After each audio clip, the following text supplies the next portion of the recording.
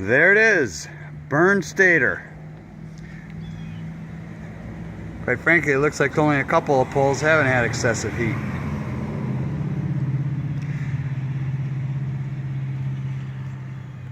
Let's see. What I'm doing today is going to be replacing the stator on this 2014 CBR 1000RR. First step is a 10mm bolt. Take it out of the top of your gear shift selector assembly. You have to take it all the way out because there's a little collar in there.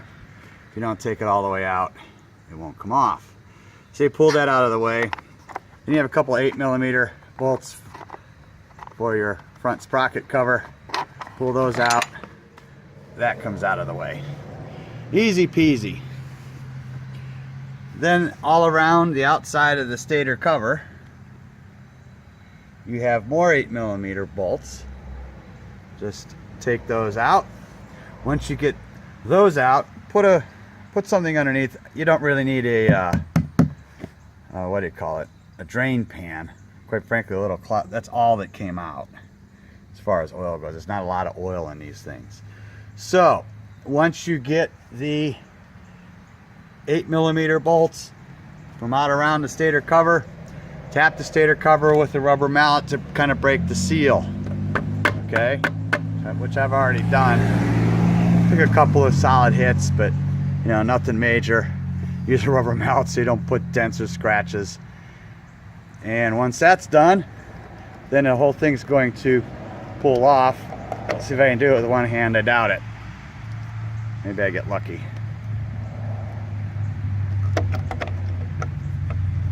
Yeah, let me set this down.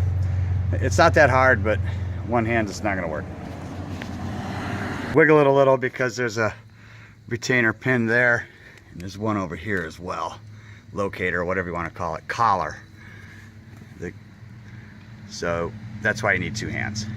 Anyway, it just pulls off. It's a little snug because there is resistance from the magnetics, from the magnetics on the stator.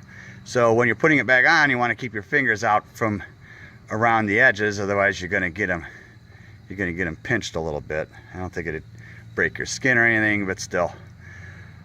So as you can see, this stator is burned. There's one pole there certainly that's burned, but more importantly, it looks like 1, 2, 3, 4, 5, 6, 7, 8, 9, 10, 11, and even 12 out of 15 have significant discoloration on them. Nice. Anyway, I hope it's not going to be a service issue on the CBR 1000RR. This, like I said, is a 2014. They had a recall, back in the previous generation, 2006, 2007, I think. So hopefully this doesn't develop into that. Getting the part was a nightmare. It took nearly 2 months because I had to go long story, but I had to do it over again. If I would have known from the start that Honda didn't have the part, I would have sent it out for a rewind, which would have been more expensive, but at least I'd have gotten the bike back faster.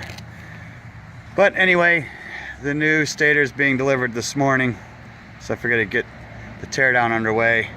And so it looks like we're just going to take out those 4 bolts.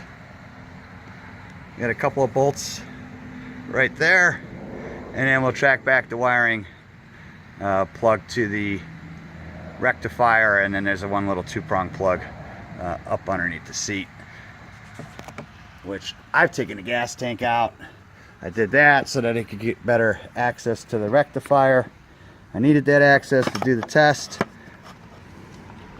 on the 3-pole, what's supposed to be 120 volt AC.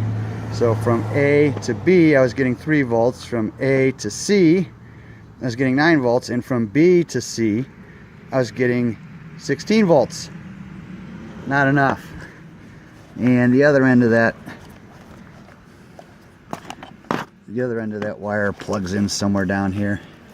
It's plug and play right there, that dual wire right there. So I'll just fish the wire back up through, plug it all in, and hopefully the rectifier is still good. Running at low voltage for an extended period of time could be its own issue for the rectifier. We'll find out.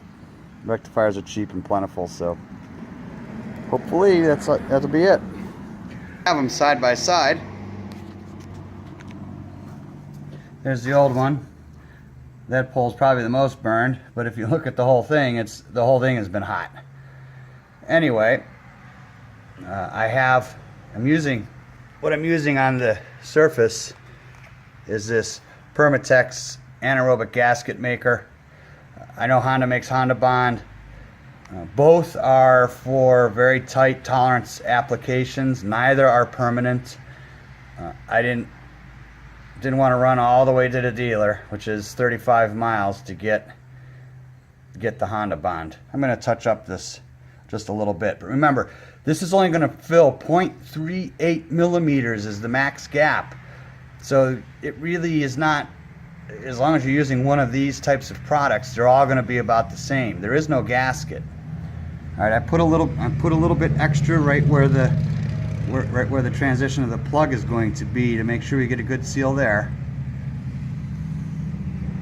But by and large, it just a very thin application. All right, I see people a lot of times they'll put a whole bead.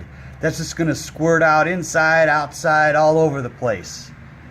Clean the surface off with both surfaces off with some brake cleaner.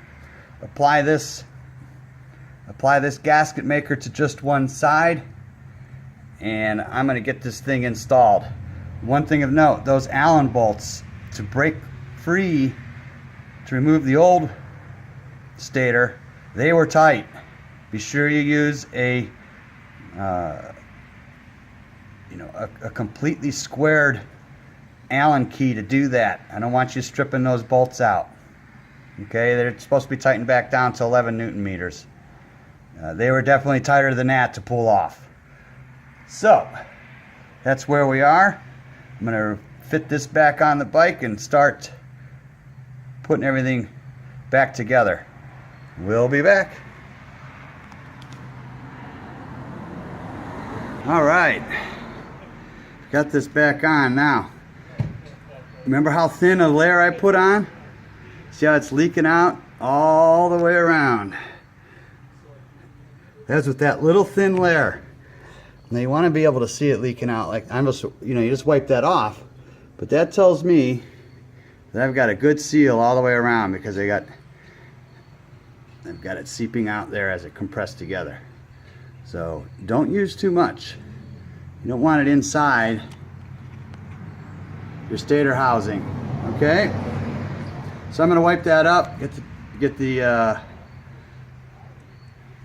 guard back on here, get the shifter back connected, and probably next stop is a running bike. All right. I'm talking about, that's at idle.